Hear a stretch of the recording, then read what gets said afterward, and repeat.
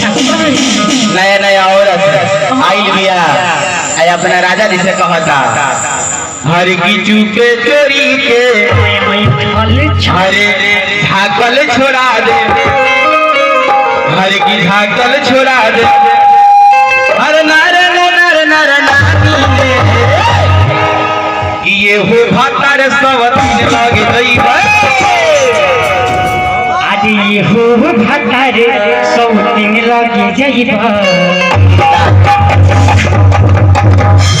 इता हर काटेम सामान गरासी से ए भैया